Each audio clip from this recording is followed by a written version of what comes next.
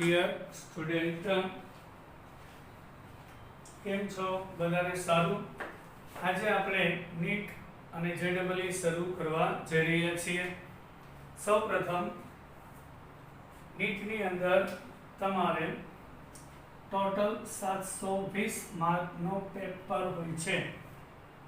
1 કલાક કેમેસ્ટ્રી, 1 કલાક ફિઝિક્સ, 1 કલાક બાયોલોજી, ટોટલ 3 કલાકમાં પેપર પૂરું કરવા અને 45 પ્રશ્ન.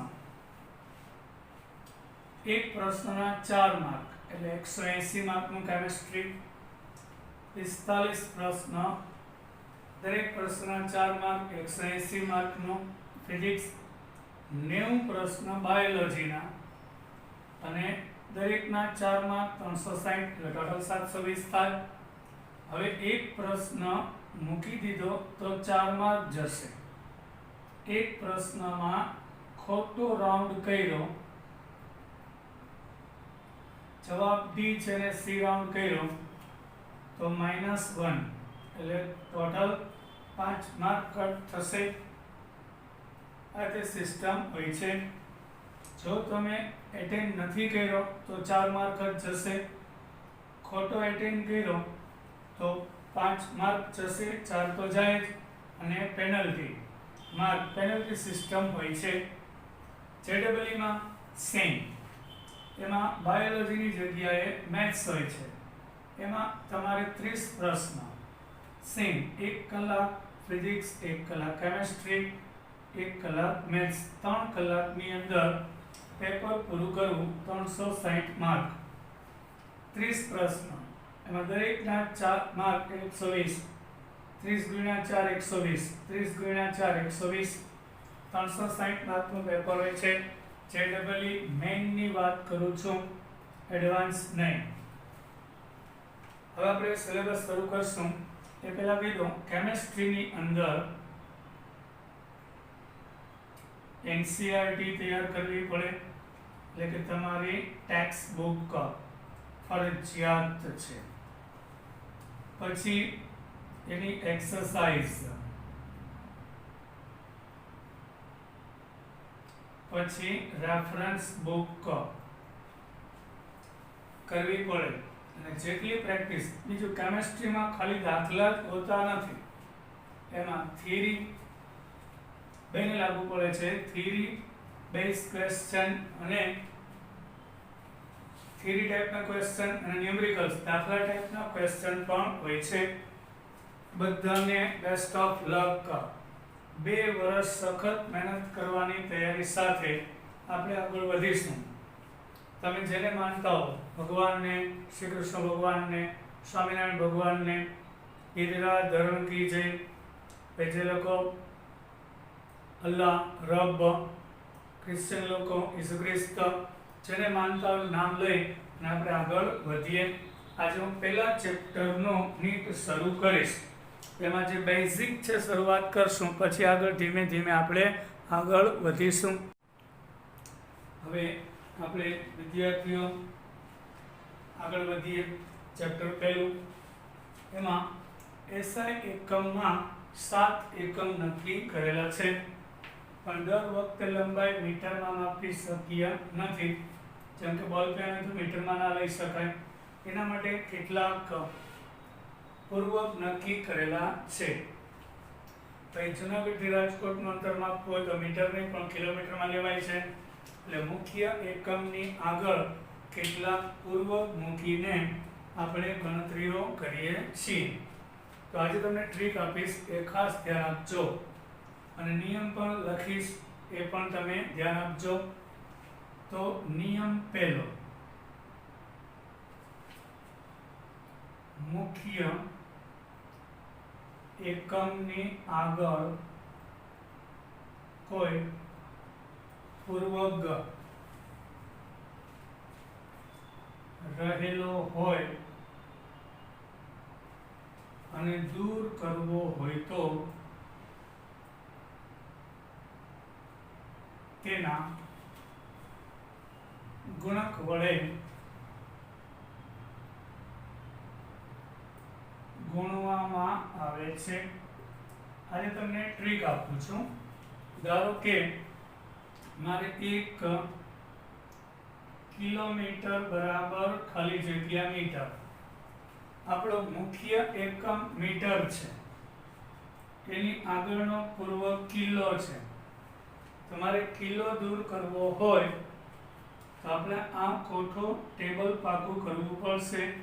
કિલો એટલે 10 ની 3 ઘાત થાય, એટલે અહીંયા જે મૂલ્ય હોય એને 10 ની 3 ઘાત, અહીં એક છે ગમે તે હોય એટલે 1 ગુણ્યા 1000 એટલે 1000 મીટર થશે. બરાબર. આ સાંકેતિક વૈજ્ઞાનિક પદ્ધતિ થઈ. આ એક્ઝેક્ટ મૂલ્ય થયું 1000. આ જ રીતે સમજાઈ ગયું. નિયમ નંબર 1, મુખ્ય એકમની આગળ ધારો કે 1 મિલીમીટર બરાબર ખાલી જગ્યા મીટર. તો મુખ્ય એકમ મીટર છે, એની આગળનો જે પૂર્વક છે એ મિલી છે. મારે મિલી દૂર કરવું છે તો એને ગુણવામાં આવે છે.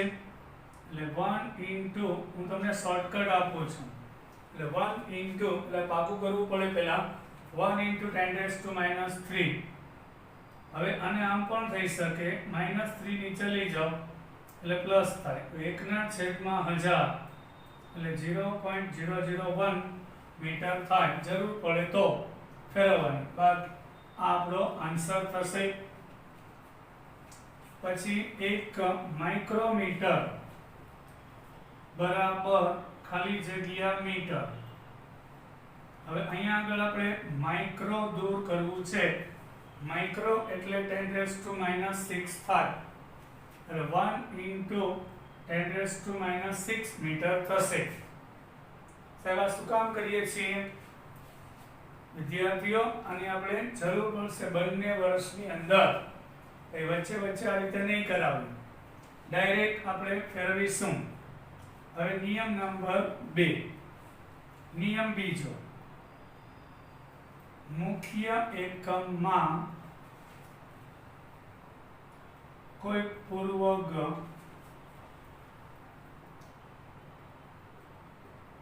દાખલ થતો હોય તો, દૂર નથી થતો, દાખલ થતો હોય તો તે પૂર્વગના ગુણક વડે ભાંગવામાં આવે છે. નિયમ 2 કઈ રીતે તમને કહું, 1 મીટર બરાબર ખાલી જગ્યા સેન્ટીમીટર. તો અહીંયા જે મીટર છે એ મુખ્ય એકમ, એની આગળનો પૂર્વગ સેન્ટી છે. ડાબેથી જમણે વાંચવાનું, એટલે સેન્ટી દાખલ થયો કહેવાય. તો સેન્ટી એટલે કે 10⁻² ઘાત થશે. તો અહીંયા 1 ને 10⁻² ઘાત વડે ભાંગવામાં આવે. આપણે ગુણવામાં આવતું તો અહીંયા ભાંગવામાં આવે. e-2 ઉપર જાય એટલે +2 થઈ જશે, અને +2 એટલે 1 ગુણ્યા 100 એટલે 100 સેન્ટીમીટર થશે. એટલે 1 મીટર બરાબર 100 સેન્ટીમીટર જવાબ આવશે. બધાને બરાબર દેખાય છે ને છોકરાઓ? મોબાઈલમાં જ બધા હા પાડી દો, સમજી જાય છે. એ જ રીતે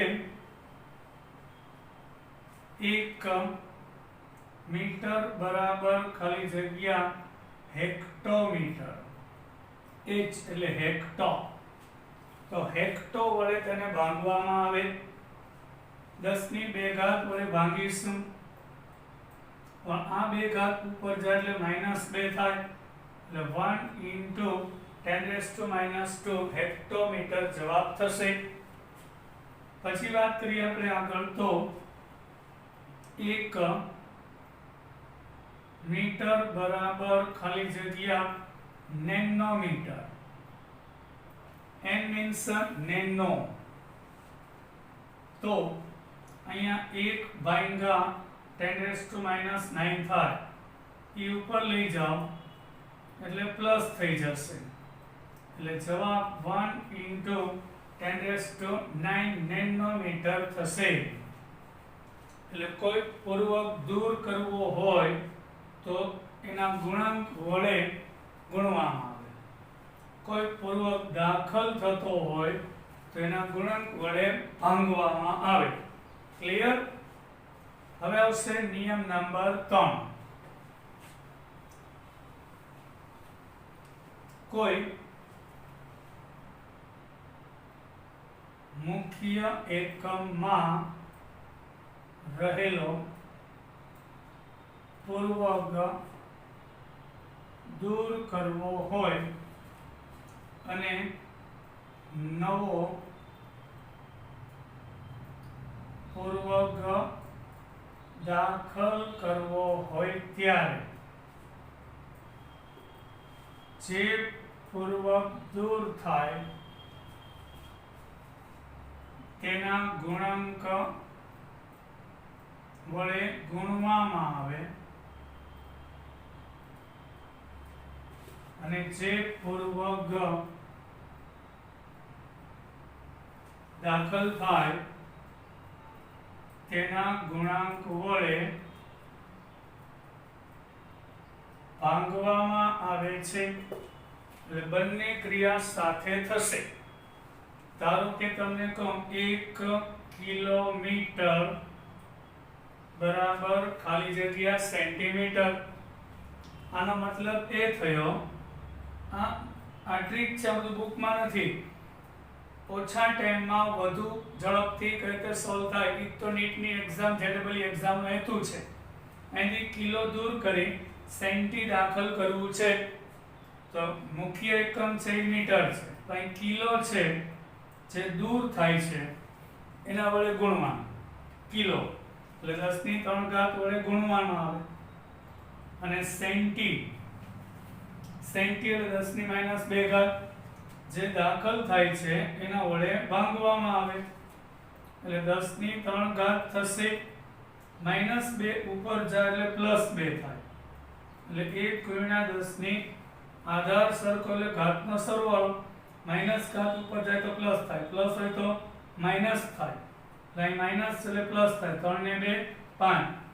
તો ખરેખર 1 × 10⁵ એટલે કે 1 પછી 5 મીંડા, એટલે કે 1 કિલોમીટર એટલે 1,00,000 સેન્ટીમીટર થશે.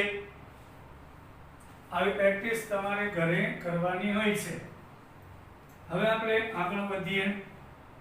1 નેનોમીટર બરાબર ખાલી જગ્યા પાઇકોમીટર. અહીં 1 લેવું જરૂર નથી, 2 હોય, 2.5 હોય.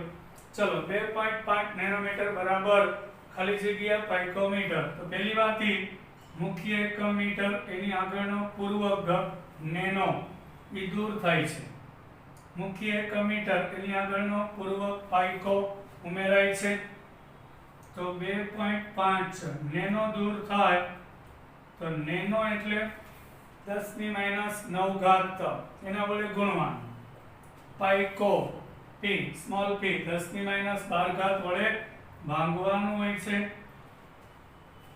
અહીં જે વેલ્યુ એના વડે ભાંગવાનું, અહીં જે વેલ્યુ એના વડે ગુણવાનું, જે દૂર થાય એના વડે ગુણવાનું. એટલે 2.5 ગુણ્યા આ -9 અને 12, અહીં 2.5 ઇન્ટુ 12 માંથી 9 જાય તો 3 આવશે. એટલે 2.5 -12 ઉપર જાય પ્લસ થઈ જાય ને, એટલે 2.5 ઇન્ટુ 10⁵ એટલે ખરેખર 2500 પોઈન્ટ 3 આગળ આ બાજુ કરશે ને 1000 વડે ગુણીએ એટલે ખરેખર 2500 થાય. તો આપણે એમ જ રાખશું સાંકેતિક ભાષામાં 2.5 × 10⁻³ પાઇકોમીટર થશે. આ થઈ સાદી વાત. હવે સ્ક્વેર વાળા કોઈ પદ આપેલા હોય તો શું કરવું? સેમ રીત છે. હવે પહેલા તો તમે જે બુકમાં ટેબલ આપ્યું છે એની ખાસ પાકું કરી લેજો. એની 2 વર્ષમાં જરૂર પડશે. ધારો કે તમને 1 સેન્ટીમીટર સ્ક્વેર બરાબર મીટર સ્ક્વેર આપેલું છે. હવે અહીંયા મીટર ઉપર સ્ક્વેર લખ્યું પણ ખરેખર સેન્ટીમીટર સેન્ટીમીટર બે વાર એટલે સેન્ટી અને મીટર બે સ્ક્વેર છે પણ લખાય છે આ રીતે સેન્ટીમીટર સ્ક્વેર. અહીં સ્ક્વેર છે એટલે આ ક્રિયા બે વાર કરવાની. જેમ કે એક અહીંથી સેન્ટી કાઢવું છે અને સ્ક્વેર છે એટલે ક્રિયા બે વાર થશે. સેન્ટી એટલે 10 ની -2 ઘાત એટલે 10⁻² અને -2 બે વાર. જે દૂર થાય એના વડે ગુણવાનું. સ્ક્વેર છે એટલે બે વાર. અહીં ભલે સેન્ટીમીટરમાં c ઉપર સ્ક્વેર નથી પણ સમજવાનું બેયનો કારણ કે સેન્ટીમીટર સેન્ટીમીટર બે વાર એટલે લખાય આ રીતે સેન્ટીમીટર સ્ક્વેર. એ કાઉન્સ નથી કરાતો એકમ પદ્ધતિના નિયમ મુજબ એટલે -4 ઘાત મીટર સ્ક્વેર થશે. પછી ધારો કે 1 મીટર બરાબર ખાલી જગ્યા મિલીમીટરનો square. 1 meter square is equal to ખાલી જગ્યા મિલીમીટર સ્ક્વેર. તો અહીં મિલી છે એ ઉમેરાય છે, અહીં સ્ક્વેર છે તેનો મતલબ મિલીમીટર મિલીમીટર બે વાર. અહીંયા સ્ક્વેર ના થાય, મેઇન એકમમાં જ સ્ક્વેર લખાયેલો પૂર્વકનો પણ વર્ગ છે એવું ગણવામાં આવે છે. તો અહીં મિલી ઉમેરાય છે, ઉમેરાય છે એટલે ભાંગવામાં આવશે. મિલી એટલે 10 ની -3 ઘાત પણ એ બે વખત એટલે -3 અને -3 એટલે -6 ઉપર જાય એટલે +6 થઈ જાય એટલે 1 × 10⁶ મિલીમીટર સ્ક્વેર થશે. આ બધી ટ્રીક છે છોકરાઓ. હવે તે ઘન હોય છે ક્યુબ તો શું કરવું? 1 સેન્ટીમીટર ઘન એટલે સેન્ટીમીટર 3 વખત થાય. મિલીમીટર ક્યુબ હોય તો મિલીમીટર 3 વખત થાય. 1 સેન્ટીમીટર ઘન બરાબર ખાલી જગ્યા મીટર ઘન થાય. તો અહીં ઘન છે એટલે સેન્ટી 3 વખત દૂર કરો છો, આનો મતલબ આ થાય. તો સેન્ટી એટલે 10 ની -2 ઘાત, તો 10 ની -2 ઘાત 3 વખત ગુણાકારમાં આવશે એટલે -2 -2 ને -2 એટલે -6 1 × 10⁻6 મીટર ક્યુબ થશે. અથવા આને આમ પણ લખી શકાય 10 ની -2 ઘાત નો ઘન ચાલે. સેન્ટી એટલે -2 એનો ઘન એટલે 1 × 10⁻6 ડાયરેક્ટ પણ થઈ શકે છે. પછી ધારો કે 1 મીટર ઘન ઊંધું બરાબર ખાલી જગ્યા સેન્ટીમીટર ઘન છે તો અહીંયા સેન્ટી છે ઉમેરાય છે 3 વખત એટલે 3 વખત સેન્ટી વડે ભાંગવાનું એટલે 10 ની -2 ઘાત 3 વખત આવશે. એટલે ટોટલ -6 થાય. ઈ ઉપર જાય એટલે +6 તો 1 × 10⁶ સેન્ટીમીટર ઘન થશે. હવે 1 સેન્ટીમીટર ઘન બરાબર ખાલી જગ્યા મિલીમીટર ઘન તો અહીં સેન્ટી 3 વખત દૂર થશે અને મિલી 3 વખત દાખલ થશે. જે દૂર થશે એના વડે ગુણવાનું. સેન્ટી એટલે 10 ની -2 ઘાત 3 વખત. મિલી યા -3 ક્યાંથી એટલા ટેબલ લખેલું છે. મિલી 10 ની -3 ઘાત જે દાખલ થાય એના વડે ભાંગવાનું છે. -2 આધાર સરખો ઘાતનો સરવાળો -6 આધાર સરખો ઘાતનો સરવાળો -3 -9 હવે આ -9 ઉપર જાય એટલે +9 થશે. આમાંથી ને 9 માંથી 6 જાય એટલે 10 ની 3 ઘાત એટલે 1000 થાય. એટલે 1 સેન્ટીમીટર ઘન એટલે 1000 એટલે 1 × 10⁻³ એટલે કે 1000.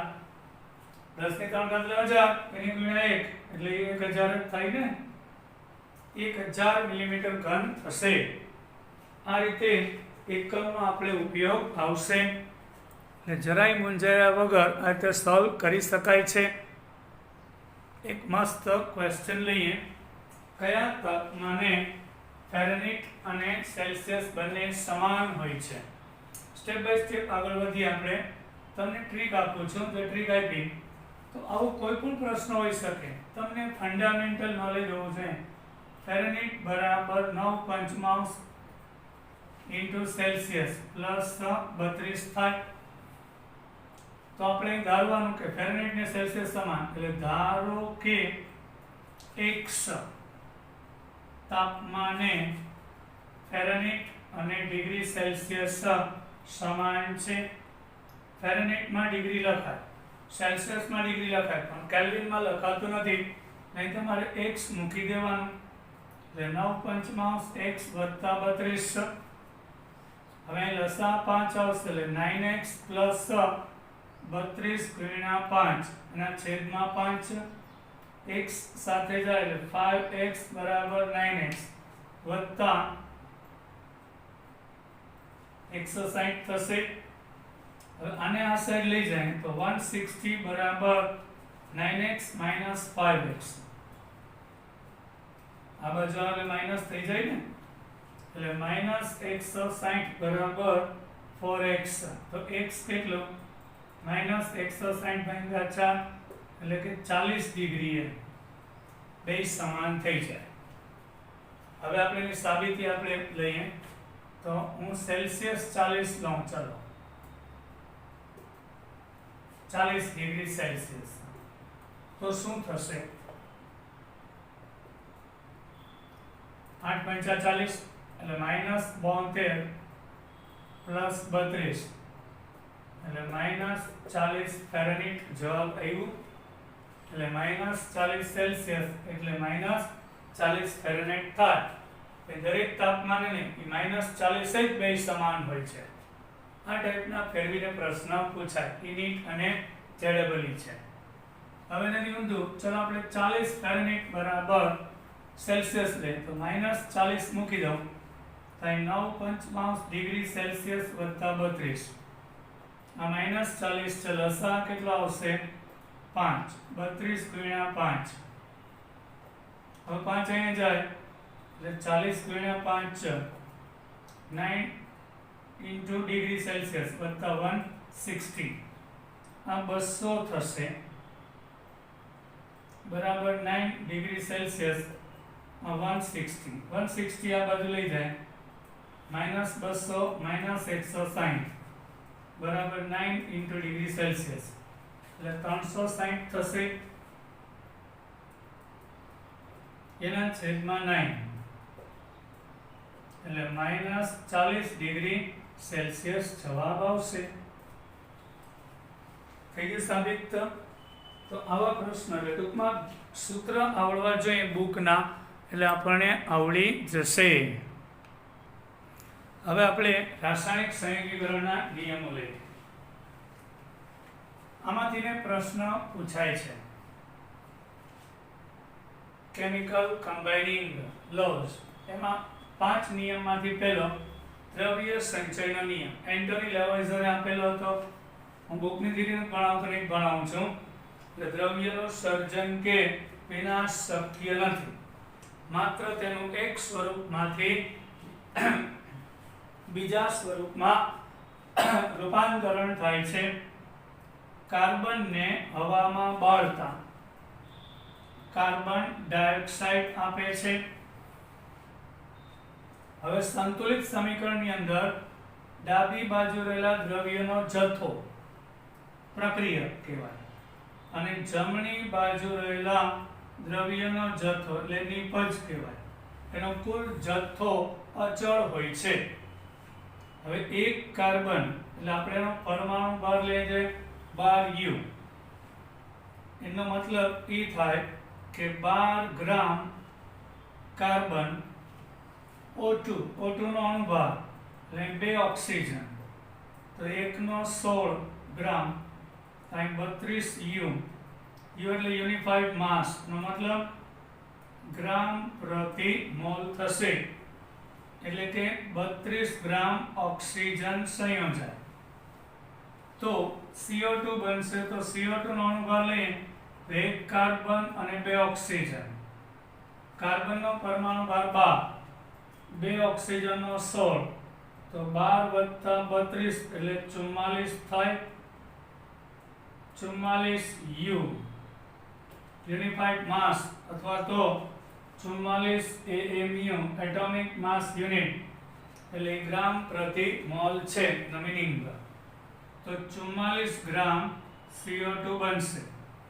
હવે ડાબી બાજુ સંયોજાતા તત્વનું દળ લ્યો છીએ તો 12 + 32 44 થઈ જાય, એટલે 12 ગ્રામ કાર્બન 32 ગ્રામ ઓક્સિજન સાથે સંયોજાય તો તેમાંથી 44 ગ્રામ કાર્બન ડાયોક્સાઇડ આપે છે. તો પ્રશ્ન પૂછાય 3 થી 4 ઓપ્શન આપેલા હોય, કયા સમીકરણમાં દ્રવ્ય સંચયનું પાલન થાય છે, કેમાં દ્રવ્ય સંચયનું પાલન થતું નથી? એટલે ખોટો ઓપ્શન તો નહીં થાય, બાકી દુનિયાની તમામ સંતુલિત પ્રક્રિયામાં દ્રવ્ય સંચયના નિયમનું પાલન થાય જ છે. આ રીતે વિચારો. હવે યાદ રાખજો, એક નોંધ ઈ પણ લખો. નોંધ: કાર્બનનું દહન થતા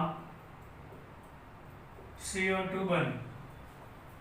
કાર્બનનું સંપૂર્ણ દહન થતા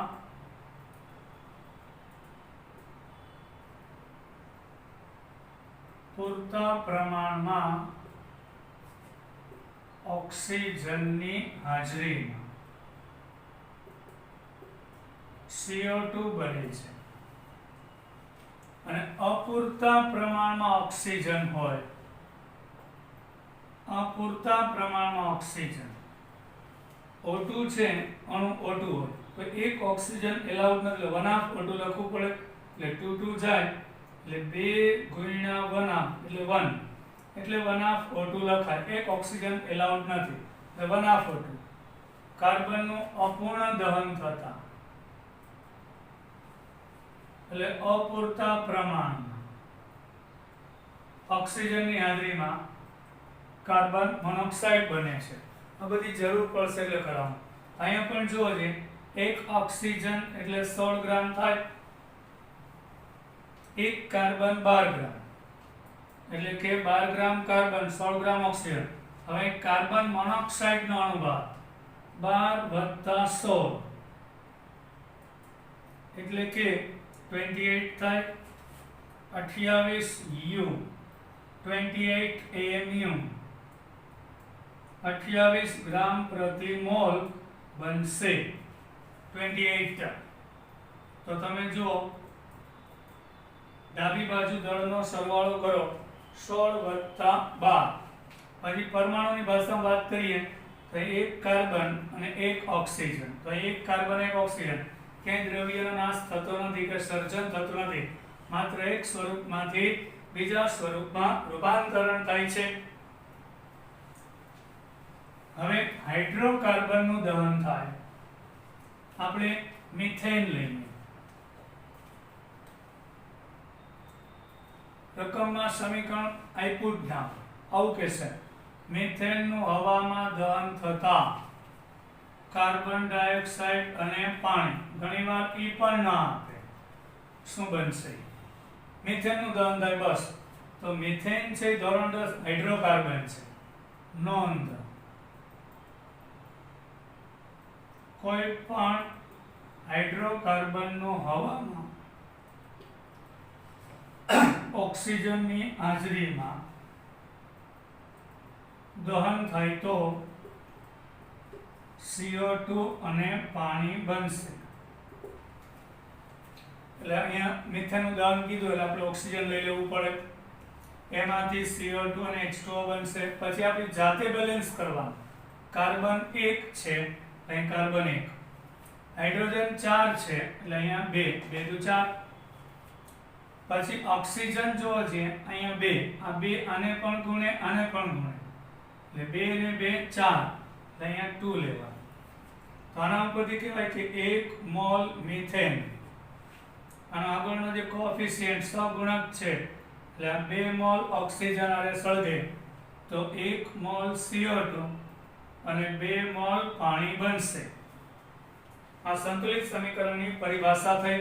આ પ્રક્રિયક નિપજ. હવે 1 મોલ મિથેન એટલે મિથેનનો અણુભાર. એટલે અણુભારને બધું એકારે શીખડાવી દઉં. 1 કાર્બન અને કાલથી વધારે મજા આવશે. તો પહેલો લેક્ચર હતો 1 કાર્બન. કાલથી આપણે MCQ પણ જોશું. 12 × 12 અને 4. હાઇડ્રોજનનો પરમાણુ ભાર 1. પરમાણુ ભાર એક્ઝામમાં આપેલા યાદ નહીં રાખવા પડે. અહીં 16 થશે. આનો મતલબ 1 મોલ મિથેન એટલે 16 ગ્રામ મિથેન બળે છે. હવે O2 નો અણુભાર કેટલો? 2 ઓક્સિજન એટલે 2 × 16 એટલે 32 છે. એટલે 1 મોલ O2 હોય તો 32 છે.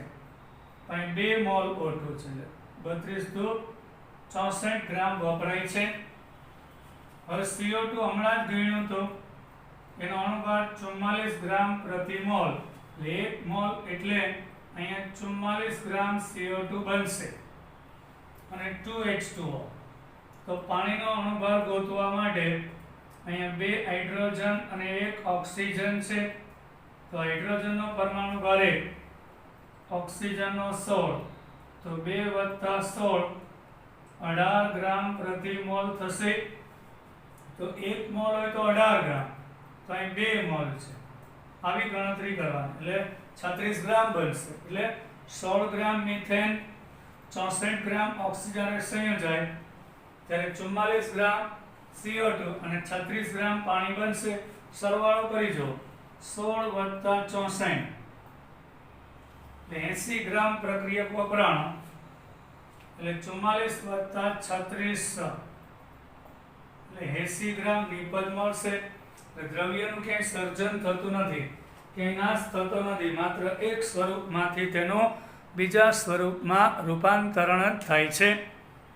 આજે અહીં સુધી રાખીએ. બધાને મજા આવી હશે. જય હિન્દ.